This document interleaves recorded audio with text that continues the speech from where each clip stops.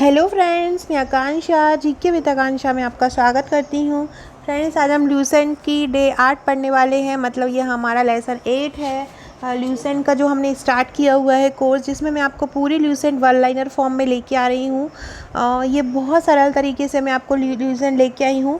Lucent के बाद हम स्पीडी करेंगे, देन हम घटना चक्र पुनरावलोकन करेंगे। इससे हमारा पूरा पैकेज तैयार हो जाएगा एक जनरल नॉलेज का। कोई भी वनडे का एग्ज़ाम होता है, हम उसको बहुत अच्छे से सॉल्व कर पाएंगे। तो चलिए स्टार्ट करते हैं। लूसेंट का हमारे इसके 180 क्वेश्चन हो गए थे। 181 से हम स्टार्ट करते हैं। भारत की जनसंख्या का प्रजातीय विभेदीकरण किसने किया था? तो भारत की जनसंख्या का प्रजातीय विभेदीकरण किया था रिजले ने। प्रजातीय आधार पर वर्गीकरण किसने किया था? रिजले ने किया था भारत की जनसंख्या का। सिंधु सभ्यता, अब हमारा ये सिंधु सभ्यता स्टार्ट हो गया है यहाँ से। फ्रेंड, चैनल को सब्सक्राइब जरूर कीजिएगा अगर आप नए हैं चैनल पर। सिंधु सभ्यता का समय कब से है? 2400 ईसा पूर्व से 1700 ईसा पूर्व तक। सिंधु सभ्यता का समय कब से है? 2400 ईसा पूर्व से 1700 ईसा पूर्व तक सिंधु सभ्यता का काल है। सिंधु सभ्यता की खोज किसने की थी? दयाराम साहनी ने की थी। सिंधु सभ्यता की खोज किसने की? दयाराम साहनी ने की। सिंधु सभ्यता का किस युग में देखा जाता है? पता, सिंधु सभ्यता कौन सा काल में? जैसे कि प्राग ऐतिहासिक काल है, आद्य ऐतिहासिक काल है, इतिहास है। इसमें सिंधु सभ्यता को हम किस युग में रखते हैं? तो प्राग ऐतिहासिक काल में रखते हैं, अथवा कांस्य युग। कांस्य युग या प्राग ऐतिहासिक काल को सिंधु सभ्यता का युग कहा जाता है। नेक्स्ट है, सिंधु सभ्यता के मुख्य निवासी कैसे थे? तो सिंधु सभ्यता के जो निवासी थे वो द्रविड़ थे और भूमध्य सागरीय थे। सिंधु सभ्यता के मुख्य निवासी कैसे थे? द्रविड़ और भूमध्य सागरीय थे। फ्रेंड, जो हमारा ल्यूसेंट है उसमें सब कुछ है, 60 से 70% कवर हो जाता है ल्यूसेंट पढ़ने से। लेकिन उसका एक एक पेज में बहुत सारा कंटेंट दिया हुआ है, तो हमको पढ़ने में बहुत दिक्कत आती है, क्योंकि हमारा थोड़ा सा बर्डन लगने लगता है जब हम उसको पढ़ते हैं। आपकी इसी सुविधा को ध्यान में रखते हुए मैं ये लेके आई हूँ आपके लिए। इसमें क्या है, वन लाइनर वे में लिखा है पूरा ल्यूसेंट। एक एक लाइन कवर की हुई है मैंने, एक एक पैरे को वन लाइन में बदला है ताकि आपको पढ़ने में आसानी हो। नेक्स्ट है, सिंधु सभ्यता के सर्वाधिक पश्चिमी पुरास्थल कहाँ से मिलते थे? सिंधु सभ्यता के जो पुरास्थल है, पश्चिम के अलग मिलते हैं, पूरब के अलग मिलते हैं। तो बोल रहे हैं वो कि पश्चिमी पुरास्थल कहाँ से मिलते हैं? तो सिंधु सभ्यता के सर्वाधिक पश्चिमी पुरास्थल दास्क नदी के किनारे सुत कांगेडोर या बलूचिस्तान से मिलते हैं। सिंधु सभ्यता के सर्वाधिक पश्चिमी पुरास्थल दास्क नदी के किनारे सुत कांगेडोर या बलूचिस्तान से मिलते हैं। नेक्स्ट है, पूर्वी पुरास्थल मिले हैं। पूर्वी पुरास्थल कहाँ से मिले हैं? तो पूर्वी पुरास्थल हिंडल नदी के किनारे आलमगीरपुर से मिले हैं। सिंधु सभ्यता के पूर्वी पुरास्थल कहाँ से मिले? हिंडल नदी के किनारे आलमगीरपुर से सिंधु पूर्वी पुरास्थल मिले हैं। और ये जो पूर्वी पुरास्थल लगभग ये जो आपका आलमगीरपुर है, ये उत्तर प्रदेश के जिला मेरठ में है। नेक्स्ट है, सिंधु सभ्यता का उत्तरी पुरास्थल कहाँ से मिला है?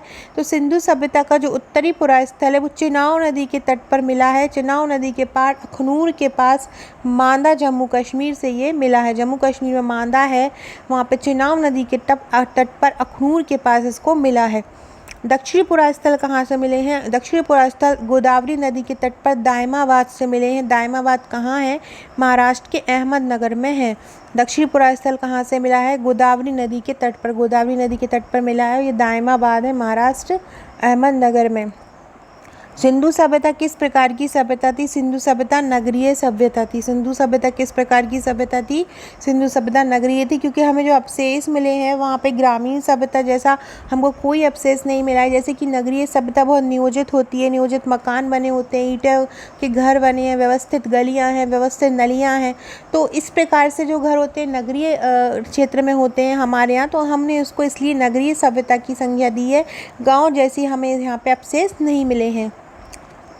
नेक्स्ट है, सैंधव सभ्यता में कितने परिपक्व स्थल थे? परिपक्व स्थल से मतलब जो पूरी तरह से बने हुए थे और जिनके नाम हमको ज़्यादा सुनने में मिलते हैं सिंधु सभ्यता में। कौन कौन से थे? मोहनजोदड़ो था, हड़प्पा था, गढ़वाड़ी वाला था, धोलावीरा था, राखीगढ़ी था और कालीबंगन। मोहनजोदड़ो स्नानागार था हड़प्पा सभ्यता का बहुत बड़ा। इसका अर्थ मृतकों का टीला होता है सिंधी भाषा में, जैसे मैंने लास्ट वीडियो में बताया हुआ था। फिर हड़प्पा था, गढ़वाड़ी वाला था, धोलावीरा था, राखीगढ़ी थी और कालीबंगन थी। स्वतंत्रता के बाद हड़प्पा के सर्वाधिक स्थल कहाँ से खोजे गए? तो स्वतंत्रता के बाद हड़प्पा सभ्यता के सर्वाधिक स्थल कहाँ से खोजे गए थे? गुजरात से खोजे गए थे। स्वतंत्रता के बाद हड़प्पा सभ्यता के सर्वाधिक स्थल कहाँ से खोजे गए थे? गुजरात से खोजे गए थे। सिंधु सभ्यता का बंदरगाह कौन सा था? सिंधु सभ्यता में 2 बंदरगाह थे उस समय जहाँ पे हमें गोदी के प्रमाण मिले हैं, वो है लोथल गुजरात में और सुत्तकोटदा। तो सिंधु सभ्यता के बंदरगाह कौन कौन से हैं? लोथल और सुत्तकोटदा सिंधु सभ्यता के बंदरगाह थे। नेक्स्ट है जुते हुए खेत और नक्काशीदार ईंटों के प्रयोग का साक्ष्य कहाँ से मिला? तो जुते हुए खेत और नक्काशीदार ईंटों का जो साक्ष्य मिला है वो मिला है कालीबंगन से। जुते हुए खेत और नक्काशीदार ईंटों के साक्ष्य हमें कहाँ से मिले हैं? तो कालीबंगन से मिले हैं। याद रखिए कहाँ से मिले हैं? कालीबंगन से। यहाँ पे चूड़ियों के भी टूटी चूड़ियाँ भी मिली हैं, जुते हुए खेत भी मिले हैं, नक्काशीदार ईंटें भी मिली हैं। कहाँ से? कालीबंगन से। नेक्स्ट है सैंदव सभ्यता की सबसे बड़ी इमारत कौन सी थी? सैंदव सभ्यता की, ये सिंधु सभ्यता की सबसे बड़ी, सिंधु नदी के किनारे बसा हुआ था इसलिए इसको सैंदव सभ्यता बोलते हैं। तो इसकी सबसे बड़ी इमारत कौन सी थी? सबसे बड़ी मोहनजोदड़ो थी। मोहनजोदड़ो से जो बहुत बड़ा स्नानागार प्राप्त हुआ है वो सिंधु सभ्यता की सबसे बड़ी इमारत थी। सिंधु काल में शीशे का आयात कहाँ से? अब हम सिंधु काल में हमें ये प्रमाण मिले हैं कि उस समय भी विदेशों से व्यापार होता था, अलग अलग धातुएं मिली हैं जो हमारे यहाँ से नहीं होती, दूसरे देशों से मंगाई जाती थी। तो शीशे को कहाँ से खरीदा जाता था सिंधु काल में? तो सिंधु काल में शीशे का आयात ईरान से होता था। सिंधु काल में शीशे का आयात कहाँ से होता था? ईरान से शीशे का आयात होता था। नेक्स्ट है सिंधु काल में तांबे का आयात कहाँ से होता था? सिंधु काल में तांबे का आयात 3 स्थलों से होता था। कौन कौन सा? एक खेतड़ी, बलूचिस्तान और ओमान। सिंधु काल में तांबे का आयात 3 जगहों से होता था। खेतड़ी, बलूचिस्तान और ओमान 3 जगहों से तांबे का आयात करते थे। नेक्स्ट है सिंधु काल में चांदी का आयात कहाँ से होता था? चांदी का आयात 2 जगह से होता था, एक अफ़गानिस्तान से और एक ईरान से। सिंधु काल में चांदी का आयात कहाँ से होता था? अफ़गानिस्तान और ईरान से चांदी को खरीदा जाता था। कहाँ से? अफ़गानिस्तान और ईरान से सिंधु काल में चांदी को खरीदा जाता था। नेक्स्ट है सिंधु काल में सोने को कहाँ से खरीदते थे? तो सिंधु काल में जो गोल्ड है, सोना है, कहाँ से आयात होता था, कहाँ से खरीदा जाता था? 3 जगहों से खरीदा जाता था, कर्नाटक से, अफ़गानिस्तान से, ईरान से।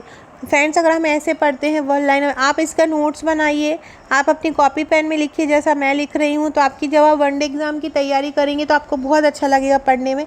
अगर आपके पास टाइम नहीं है तो आप ये मेरे हाथों से बने हुए ल्यूसेंट के नोट्स मंगा सकते हैं और जिसकी आप मुझे व्हाट्सअप कर सकते हैं जिसको लेने के लिए।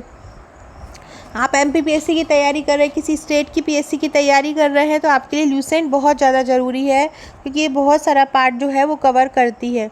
सिंधु काल में टिन का आयात कहाँ से होता था? तो सिंधु काल में टिन का आयात अफ़गानिस्तान और ईरान से होता था। सोना कहाँ से होता था? कर्नाटक, अफ़गानिस्तान और ईरान से। और टिन कहाँ होता था? टिन होता था अफ़गानिस्तान और ईरान से। तो इस प्रकार से इससे ये पता चलता है कि सिंधु सभ्यता में भी, सिंधु समय में भी विदेशों से व्यापार किया जाता था, विदेशों से व्यापार मंगवाया जाता था, मतलब विदेशों से चीज़ें मंगवाई जाती थी।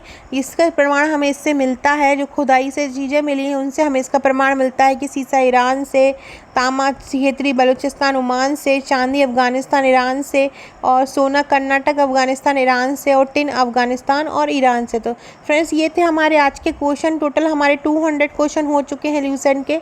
लगभग 20 से 25 हज़ार प्लस प्रश्न होंगे ऑल सब्जेक्ट मिला के। पहला हमारा पूरा पहला हिस्ट्री कवर होगा, फिर हम ज्योग्राफी करेंगे। फ्रेंड्स ये मेरा MPPSC प्रीलिम्स का पैकेज है ल्यूसेंट के 10,000 फैक्ट, MP1 5000 वन लाइनर, घटना चक्र पुनरावलोकन, करेंट, खेल कूद, इस प्रकार से ये टॉपिक पूरे रहेंगे।